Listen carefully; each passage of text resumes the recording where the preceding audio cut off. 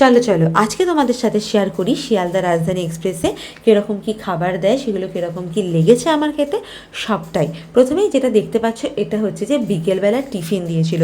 টিফিনে দেখতে পাচ্ছ যে চিড়ে ভাজা রয়েছে, একটা চিটবাদাম রয়েছে, দুটো টমেটো কেচাপ, চায়ের জন্য চা পাতা দিয়ে দিয়েছে, গুঁড়ো দুধ, চিনি, সঙ্গে একটা স্যান্ডউইচ, আর দিয়ে দিয়েছে একটা চপের মতন শক্ত একটা জিনিস।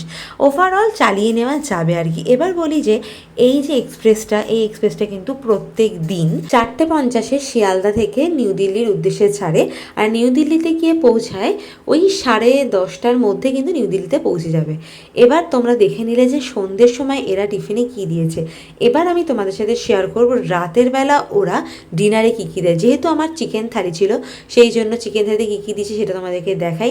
দুটো রুটি দিয়েছে একটু পোড়া পোড়া আর ভীষণই শক্ত, মানে ছিঁড়তে ভীষণই কষ্ট হয়।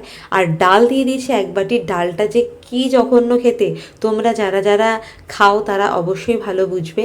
এক বাটি ভাত দিয়ে দিয়েছে, ভাতের রাইসটা কিন্তু ভীষণই ভালো, আর ভাতটাও ঠিকঠাক রয়েছে। এইদিকে দিয়ে দিয়েছে ভাজি, মানে অনেক রকমের ভাজা একসাথে করে দিয়ে দিয়েছে, আর টক দই দিয়েছে। আর যেহেতু আমাদের চিকেন ছিল সুতরাং চিকেন দিয়ে দিয়েছে 2 পিস। আর চিকেনটা কি শক্ত, আর ঝোলের টেস্টটা নিয়ে তো কোনো কথাই হবে না। তোমরা যারা যারা খাও তোমরা জানো। আমি ভেবেছিলাম যেহেতু এটা রাজধানী, আদার্স ট্রেনদের থেকে ভীষণ ভালো খেতে হবে, বাট এখানেও আমি একদম ফেল হয়ে গিয়েছি। চলো এবার তোমাদেরকে দেখায় যে মর্নিংয়ে বেডটিতে ওরা কী কী প্রোভাইড করে। দুটো বিস্কিট, চায়ের জন্য গুঁড়ো দুধ, চিনি আর চা। এটা একদম পুরো ব্রেকফাস্টের আগে বেডটি টাইমে এরা একদম ভোরবেলা আমাদেরকে দিয়ে দেয়। তো এটাও ঠিকঠাক ছিল। গুঁড়ো দুধটা তো আমি যখনই পেয়েছি তখনই খেয়ে ফাঁকা করে দিয়েছি। চাটা সবাই খেয়েছে, নর্মাল লিকার চা। যাই হোক, এবার আমি তোমাদেরকে একটা জিনিস শেয়ার করব যে এরা যারা জানে যে এখানে বিজনেসটা ভালো চলে খাবার দাবার, কারণ সবাই খায়, কেন ওরা যে ভালো করে রান্নাবান্না করে না, এটাই আমার সব থেকে জানার বিষয়। একটু ভালো করে রান্নাবান্না করলে তো প্রচুর বিজনেসটা ভালো হয়, তাই না? চলো আর কি বলবো, সবাই তো আর আমি নই। যাই হোক, নেক্সট তোমাদেরকে দেখায় যে ব্রেকফাস্টে গিয়ে দিয়েছিলো, মানে দিল্লিতে যাওয়ার আগেই ব্রেকফাস্টটা দেয়।